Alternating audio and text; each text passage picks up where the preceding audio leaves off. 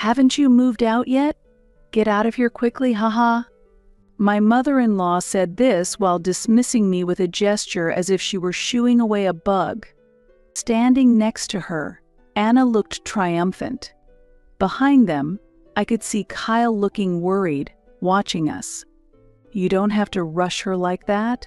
Just go quickly, Anna said, holding back her laughter, and Kyle looked sad. I smiled at him and glared at my mother-in-law and Anna. It's okay. I will leave in 2 hours. Oh, really? Then hurry up and pack your things. Michael, my ex-husband, also spoke with a nasty smile after hearing my words. Why did I ever marry this man? As I was thinking this, an email arrived on my phone. Ah, my ride seems to have arrived, so I will take my leave. The message stated that my ride had arrived. I grabbed my belongings and quickly left my in-laws' house. Thank you for coming to get me.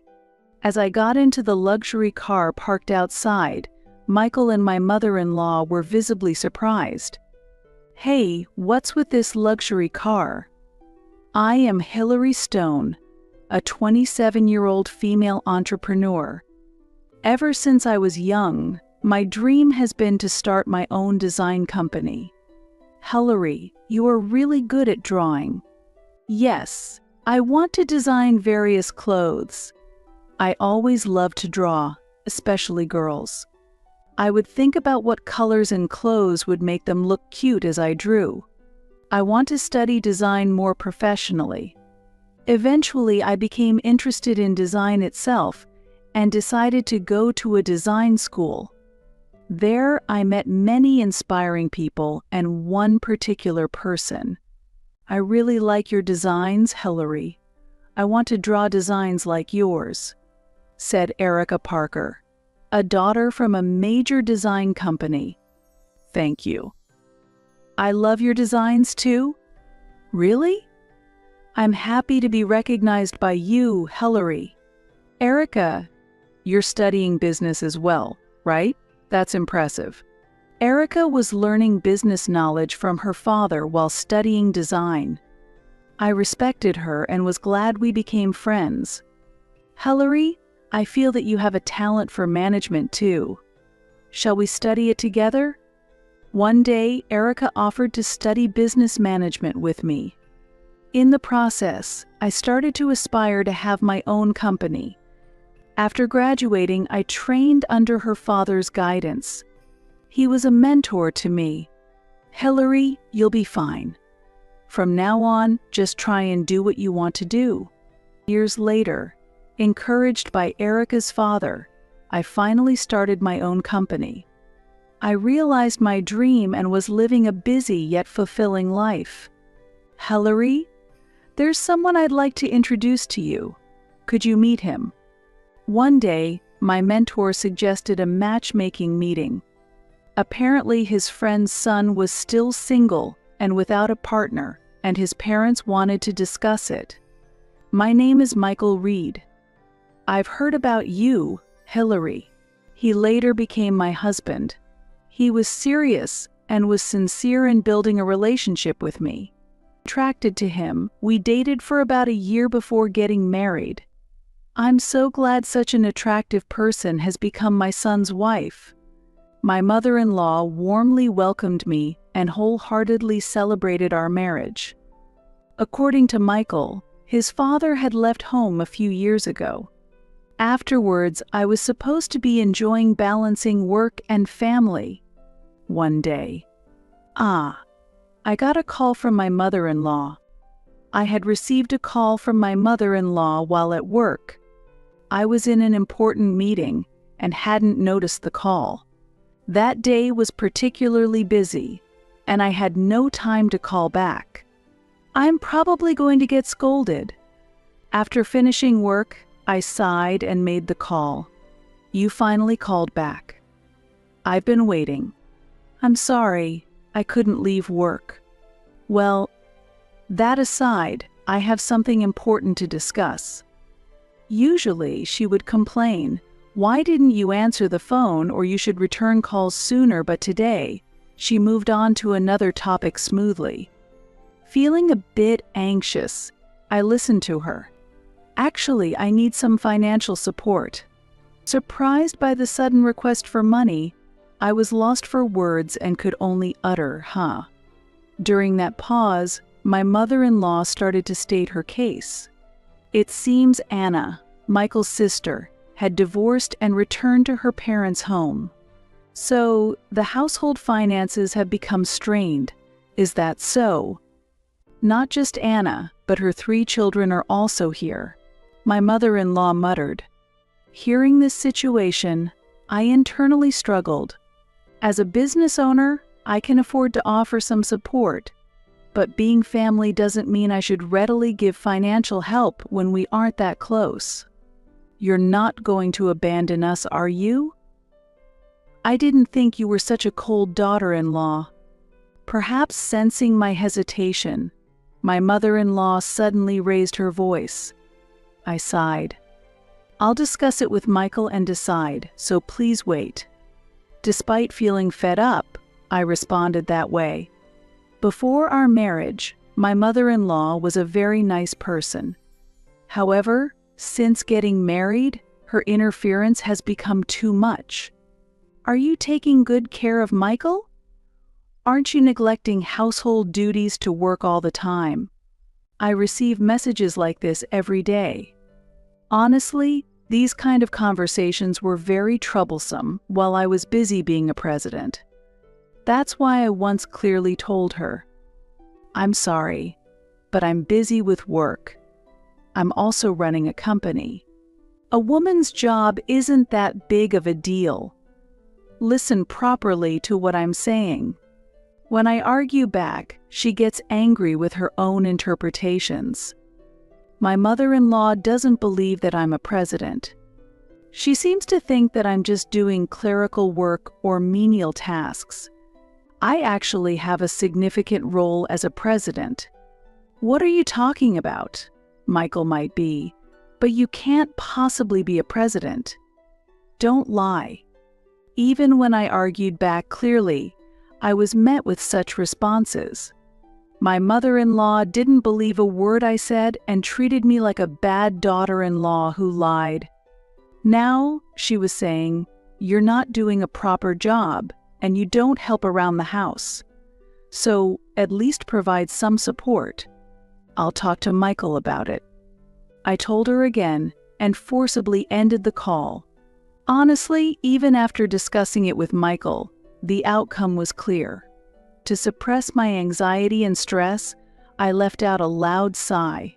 "Hey, I got a call about the support from your mother." That night, I immediately consulted Michael about his mother's request. "So I see. Well, I'll leave it up to you." His response was cold. His attitude has changed after marriage. He used to be a kind person who would listen to anything I said, but now he barely listened at all. Anna came back home after her divorce. Huh. Anna. When I mentioned his sister's name, he suddenly shuddered and looked at me. "Did you just say Anna?" "Huh?" "Yes, your mother mentioned Anna." Surprised by Michael's reaction, I nodded. "We're not short on money, so maybe it wouldn't hurt to help out a little." Until now, Michael had always shown no interest in my desires, simply saying, "Do whatever you like." However, as soon as he heard the name Anna, he began to listen seriously. I didn't like that. "If you say so." Well, maybe just a little. But I was glad that Michael had finally listened to me for the first time in a while. I earn a decent amount as a president, but I can't give too much. The moment she asked for support, I had a bad feeling. "Thank you." "So how about $3,000 a month?" $3,000? That's a bit much. For now, I'll send $1,000. $1,000. Well, it's better than nothing. Thus, I decided to provide support of $1,000 per month. That amount seemed manageable, as it wouldn't require major changes to our lifestyle. Just when I started providing support. "Who is this number from?" I received a call from an unknown number. I was suspicious but thought it might be a business contact, so I answered. "You finally picked up. What were you thinking? Making me wait? Sorry, may I know your name?" "It's me, Anna." The call was from my husband's sister. She probably got my contact from her mother. It would have been nice to get some explanation, though. "So, what can I do for you?" "Oh, right. Thanks for the support." It seems she called to express gratitude for the support. But isn't $1,000 a bit little? Even though it was said jokingly, it irritated me. Is this the attitude of someone receiving support? If you're dissatisfied, I can stop the support. What's that? You have such a small heart. Are you telling me to let my children starve? That's terrible. Anna complained and then hung up the phone. Maybe I made the wrong decision. After talking to Anna, I thought about reconsidering the support. Still, the decision to provide support was my own. Let's wait and see a little longer. So, I reluctantly continued the support, but there were no words of gratitude. "Hillary, why don't you come live with Mom and everyone at the family home?" "Huh? What's going on all of a sudden?" One day, Michael suddenly proposed living together at his parents' house. It seems his mother hurt her back, and they wanted us to live with her to take care of her. But Anna is there, right? She's back living there? Anna is busy with her children. She can't take care of Mom on top of that. Michael replied to my objection. We had many discussions, but neither of us could compromise. I'm fed up. It's going nowhere, so I'm taking drastic measures. Eventually, Michael sold our house under his name without my consent and sent our belongings to his parents' house. As a result, we ended up living together at his parents' house. Get to the housework quickly. Right. Since you're staying here, at least be useful. Both my mother-in-law and Anna treated me like a servant, using me whenever it suited them. While I was at home, they would command, "Clean the room, make this because I want to eat it." If I came home late from work, they would say, "What are you doing out so late? Really unclean." And they would mutter these sarcastic comments day after day. This sarcasm added to my exhaustion from work and housework, pressing down on my spirit. "I'll help you." In such circumstances, the one who helped me was Kyle, Anna's son. He helped me secretly, so that Anna and my mother-in-law wouldn't notice. "Why are you being so kind to me?" Actually, when I asked, he reluctantly told me the truth. My father's name is Michael Stone. Michael as in? Wait, you mean? Yes, she's not his sister. In fact, Anna was not Michael's sister but his mistress. They had known each other since their student days, and it turned out that Kyle and his siblings were indeed Michael's biological children. You're kidding. Shocked by the truth he revealed, I was left speechless. Soon, anger filled that void. They have completely scorned me. I couldn't let this go. Resolved, I began to take action. After making preparations, I presented Michael with divorce papers saying, "I want a divorce." What's this all of a sudden? I know everything. About you, Anna, and Kyle and the children. Watching him react indifferently, I felt I might no longer mean anything to him. That's good, isn't it? You don't need such a useless wife. That's right. Michael has me, so she's no longer needed. As Michael was about to say something, my mother-in-law and Anna cut in. Encouraged by their words, Michael signed the divorce papers. And thus our divorce was finalized. Come on, you better leave soon. While getting the divorce papers ready, I called someone to prepare to leave the in-laws' house. I had prepared in advance, so I could move out that very day. So I planned to leave as soon as possible. My mother-in-law watched with a mocking laugh. Haven't you moved out yet? Get out of here quickly, haha. My mother-in-law said this while shooing me away as if swatting a bug. Standing next to her, Anna, the mistress, had a triumphant expression. Behind them, I could see Kyle looking worried, observing the situation. You don't have to rush her like that. Just go quickly, Anna said, holding back laughter, and Kyle looked sad. I smiled at him and glared at my mother-in-law and Anna. It's okay, I will leave in 2 hours. Oh, really? Then hurry up and pack your things.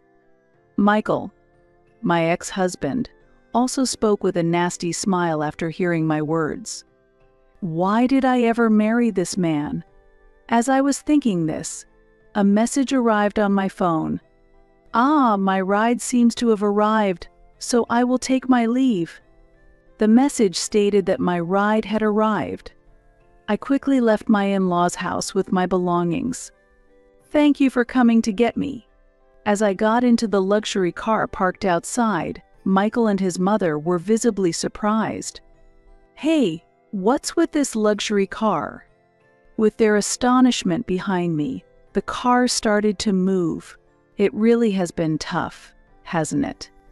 The voice from the driver's seat was my friend, Erica. I had been confiding in her for a long time. You should stay away from that family. She had been advising me this for a while, and when I told her I filed for divorce, she immediately said, I'm on my way. It usually takes 2 hours to cover the distance, but she arrived in minutes, so maybe she had been waiting nearby. Now is the time to start things going, Hillary. Show them what you're made of. Of course. I'll make them regret this. She expressed her anger towards Michael and the others as if it were her own. While thanking such a friend, I shared my plans with her. For now, is it okay if I stay at your house as planned, Erica? Of course. I would be staying at her house from now on. Erica's residence was much larger than where we had lived before, or the in-laws' house. So even with me moving in, there was plenty of room. Your house really is spacious, Erica. Though I also run a company, standing in front of her family home, which has been passed down through generations, makes me feel the difference in class. You must be Hillary Stone. As I was lost in thought in front of the luxurious house, a man approached me. Let me introduce you. This is Fred Owen. He's a distant relative of mine. He is Erica's relative and a lawyer. I would be seeking his help with claims for damages and other legal support. Erica has told me a lot about you. I look forward to working with you. Rest assured, we will definitely win. Encouraged by his confident response, I smiled back. And we immediately started taking action. First, we would demand compensation from Michael and Anna. I was also preparing to sue my mother-in-law for imposing housework on me and for verbal abuse. I've gathered plenty of evidence, I said, handing him the evidence documents. I was able to gather this evidence because someone had helped me. With this evidence, the lawsuit should proceed smoothly. Thanks to these documents, I was able to smoothly initiate lawsuits against them. Soon after, hey, cut the jokes. Michael called me. What's this all of a sudden? I haven't made any jokes. I received the lawsuit. What is this supposed to mean? What do you mean? It's obviously the consequence of your adultery. He must have thought he could divorce without any accountability. I smiled over the phone and replied to Michael, "Don't worry. You'll definitely be held accountable." Hearing my assertion, I could tell that Michael was lost for words on the other end. "Are you really going to do this?" "Of course. Don't think you can mock me and get away with it." Feeling his disbelief, I hung up the phone. This was just the beginning of their nightmare. I intend to give them the retribution they deserve. "Why did you do this?" The day after Michael contacted me, I received a call from my mother-in-law. "What do you think you're doing sending this?" She apparently saw the copies of the evidence I had sent along with the compensation demand. It was a video of the harassment she had subjected me to. This evidence was sufficient to proceed with the lawsuit, and it was clearly filmed by a third party. "This footage is impossible. It must be forged." "I didn't film it, you know." I explained the situation calmly to the yelling mother-in-law. Of course, I wouldn't have had the opportunity to film such things myself. Then, who filmed it? As my mother-in-law muttered this, I handed my smartphone to the person next to me. "I did." "Wait, is that Kyle?" As Kyle spoke, Anna, who was also on the phone, raised her voice in anger. It seemed she was there too. "Why are you there?" Kyle had brought his brothers to this house as well. He explained the situation calmly to Anna, who was unaware of everything. "We can't become decent people if we stay in that house." Kyle spoke calmly about how his mother, Anna, had been harassing me. "It's embarrassing to say she's my mother." "What kind of way is that to talk to a parent?" Anna yelled again, and Kyle sighed. Then he handed me back the phone and said, "I don't feel like talking anymore." "Well, that's the situation. I will handle things with them." Saying this, I hung up the phone. Next, I turned to Kyle and asked, "What should we do now?" "I haven't decided yet. But anywhere is better than that place, even a facility." Kyle said this decisively. They had been neglected by their parents until they started living with my in-laws. Anna was out all day and only came home late at night. During the day, she mostly slept and never took care of the children. Grandma dotes on us, but doesn't let us do anything. It seemed the grandmother was overprotective in contrast, not letting them do not only dangerous things but also restricting normal activities. When they tried to study, boys should be outside playing, they were told, and sent out. And when they wanted to play outside with friends, "It's dangerous. Don't go out alone," they were stopped. Their days were filled with contradictions from the grandmother, frustrating them even though they were still children. Moved by sympathy, Erica and I decided to bring them to this house. "Then perhaps you can live here with us for a while?" Kyle nodded happily to my suggestion. Afterward, we reported their situation to the Child Welfare Office and sought advice. As a result, Anna and the others were stripped of their parental rights. Then, let's raise them in our home. It was Erica's father who suggested this. Although Erica was studying business management, she chose not to take over the family business, saying, "I will choose my own path." Currently, she is thriving in a small design company. Therefore, they wanted to raise Kyle as a future business leader. "If you're okay with it, I'd be happy." Kyle responded enthusiastically to the proposal. "I also hold deep trust and respect for Erica's father, and am confident that leaving Kyle and his brothers in their care is safe. Of course, I'll support you fully." Erica gladly agreed to take them in. Now, I can finally let go of that house without any worries. I thought this one day. "It's all your fault. Everything's a mess." Michael stormed into my office in a rage. According to him, I had taken the children away from Anna and spread rumors about his misconduct within the company. He came to vent his frustrations. "You've made it so I have nowhere to be at work." Michael blamed me while accusing me.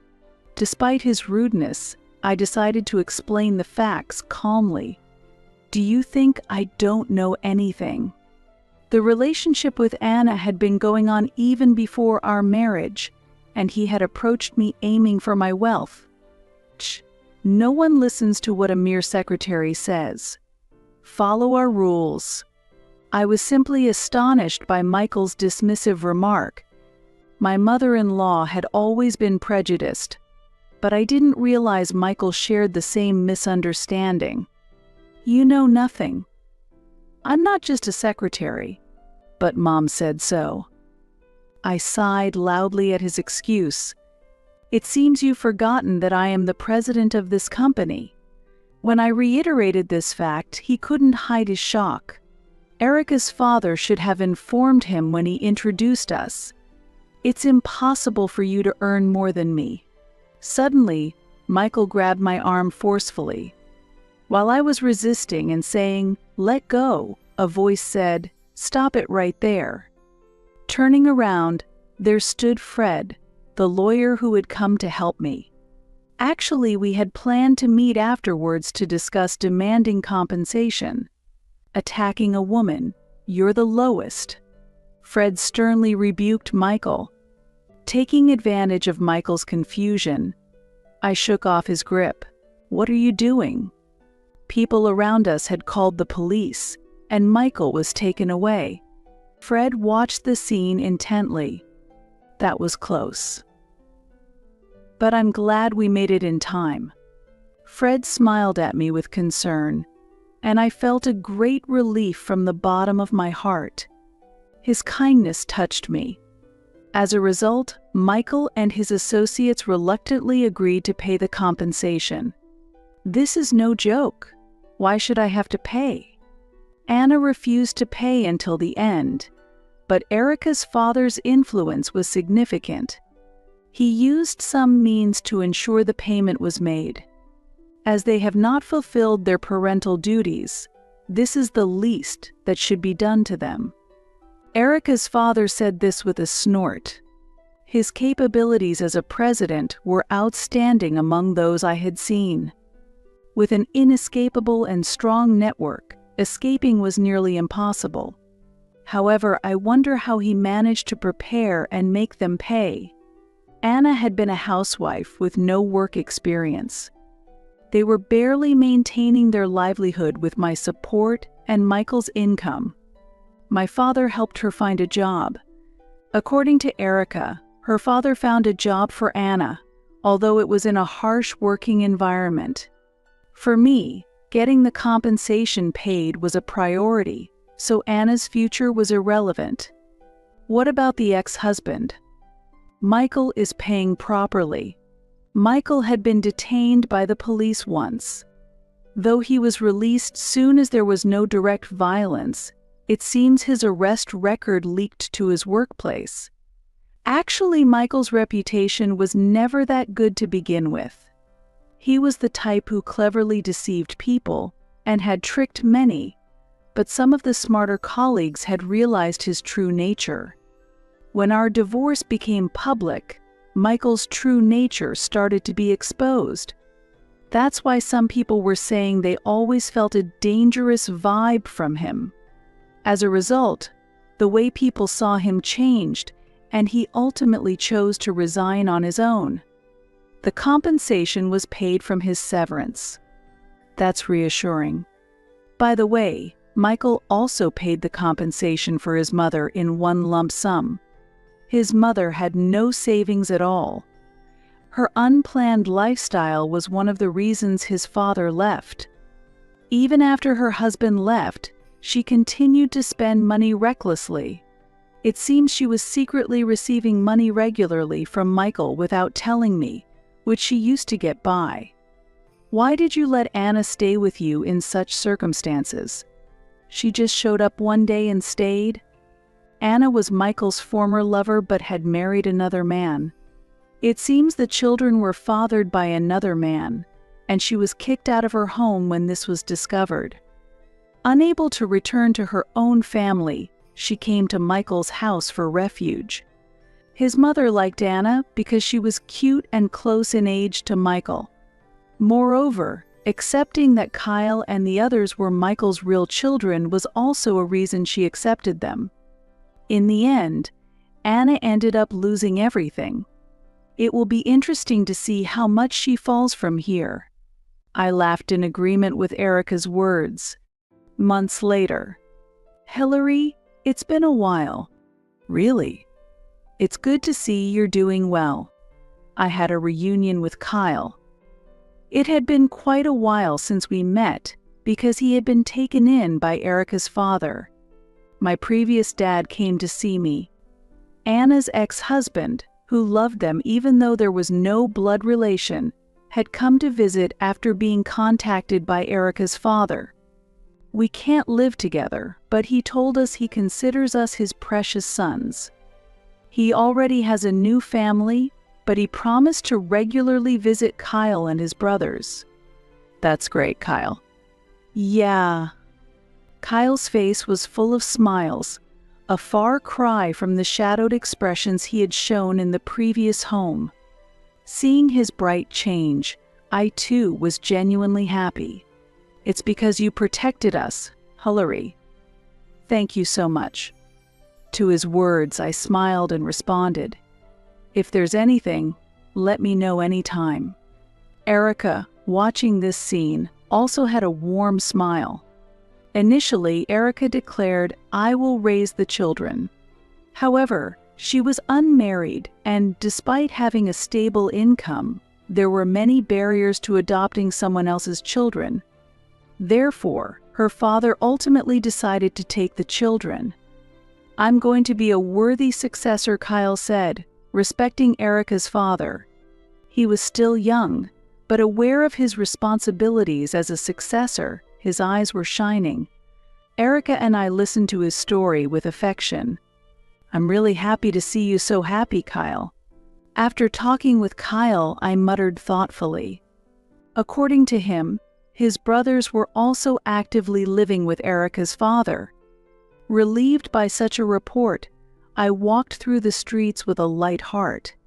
Hillary. Huh. As I turned around in response to a sudden voice, I saw a gaunt Michael standing there. You've changed a lot, I was surprised. I was wrong. Please, let me try again.